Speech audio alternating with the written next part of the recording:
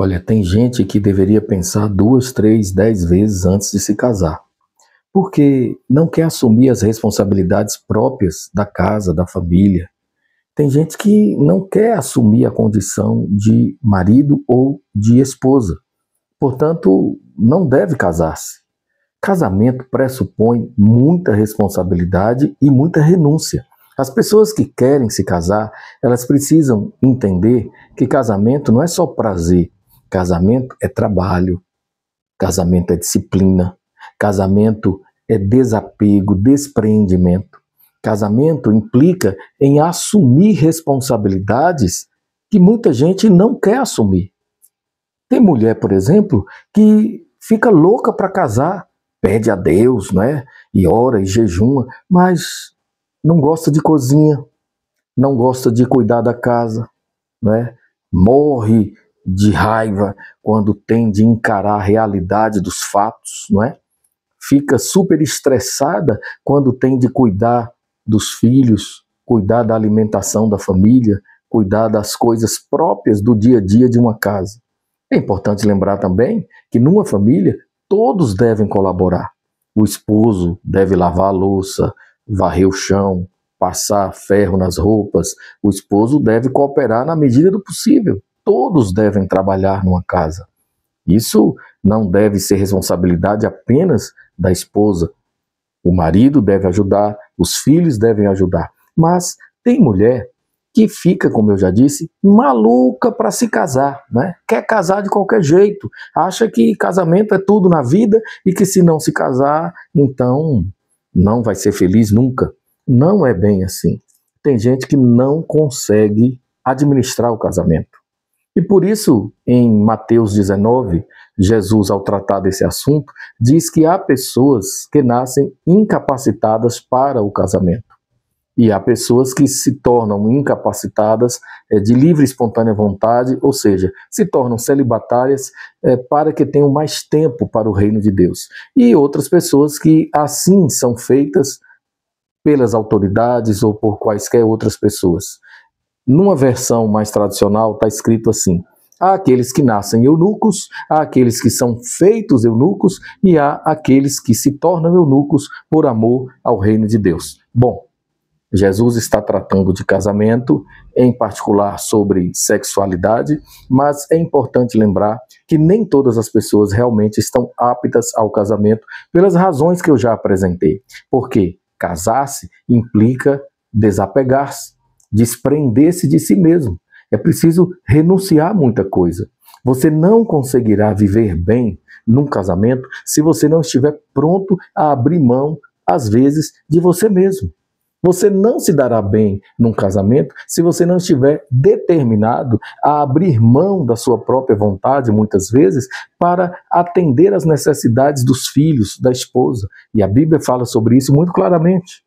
O apóstolo Paulo, escrevendo aos Coríntios, na primeira carta, ele diz: olha, é até bom que quem estiver solteiro permaneça solteiro por causa da aflição desse tempo. Ele se refere ao tempo em que ele vivia, quando Nero era o imperador, e Nero era um imperador atroz, terrível, um psicopata perverso, diabólico, e Paulo diz: olha, quem está livre de casamento, não queira casar-se, porque os dias são maus. Era a realidade de sua época. Mas esta mesma realidade é observada em algumas circunstâncias, e justamente por isso, antes de pedir a Deus um casamento, a pessoa precisa pedir a Deus discernimento acerca dessas questões todas e procurar saber qual é a vontade específica de Deus para a sua vida. Mas também o apóstolo Paulo, no mesmo capítulo da primeira carta aos Coríntios, afirma que se você não consegue segurar as pontas, case-se. E aí ele diz: é melhor casar-se do que viver abrasado, ou seja, ardendo em desejo. Mas lembre-se, para casar você precisa assumir responsabilidades para as quais nem sempre você está disposto. Então, primeiro, peça a Deus para te dar a capacitação necessária, a fim de que você consiga atender às necessidades próprias de um casamento. Casamento envolve muita coisa. Quem casa, quer casa. Quem casa precisa ter a disposição de espírito, de alma, para cuidar dos afazeres domésticos do cotidiano, para cuidar das necessidades do cônjuge, para cuidar dos filhos. Os filhos são muitas vezes o desejo do coração dos pais. Nem todos os pais conseguem ter filhos, alguns adotam, mas o fato é que o casamento se completa com os filhos, não é? A pessoa que, ao casar-se, tem filhos, ela se sente realmente satisfeita. Isso, na maioria das vezes, em linhas gerais, é assim.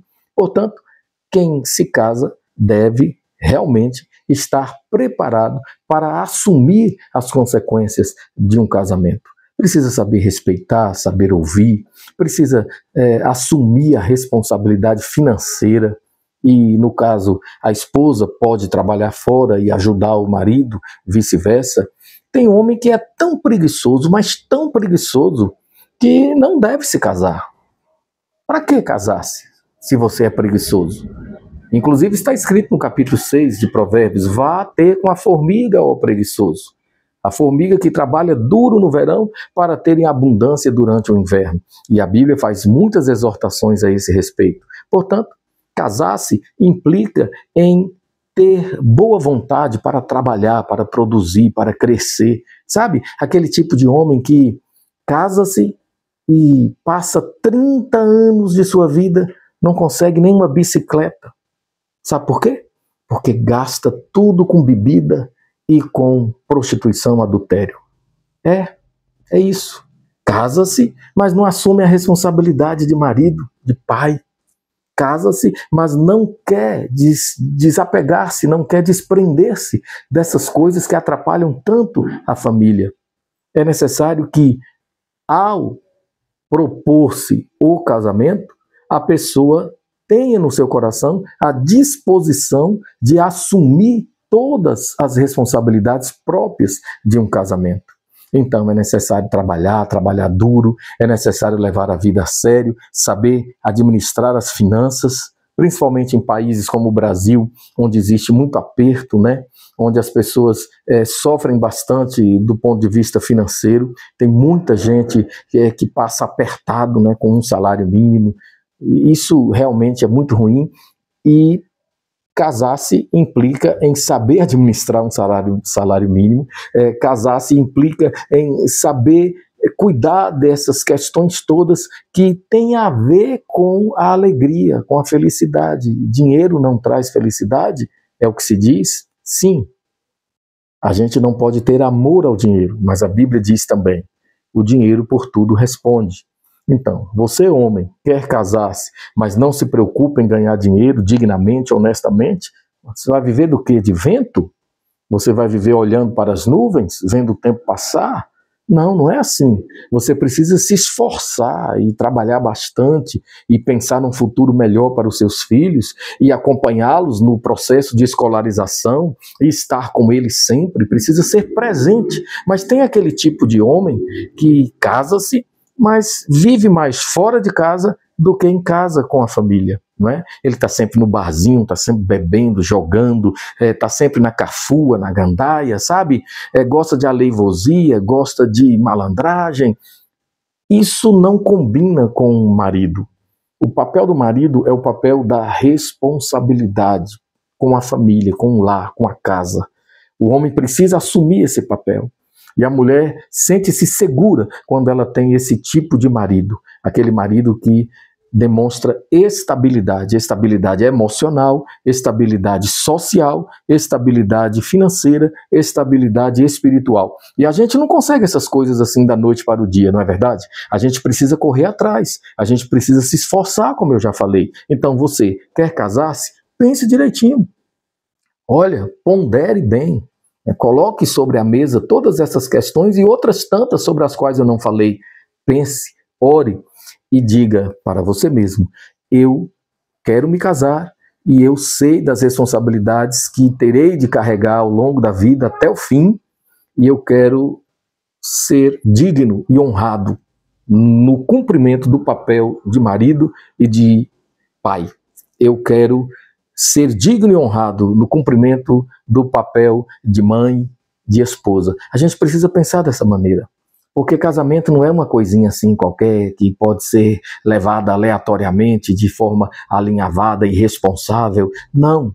Casamento, como eu já disse, mais uma vez repito, implica em muita responsabilidade. Criar filhos, educá-los, implica em enorme responsabilidade. E o Criador pedirá contas no final. Portanto, tenhamos mais cuidado ao tratar dessas questões e levemos mais a sério o casamento. Que Deus nos abençoe e eu peço que você, por favor, inscreva-se em nosso canal, curta, compartilhe, a fim de que outras pessoas sejam abençoadas com a palavra da restauração. Deus te abençoe, muito obrigado.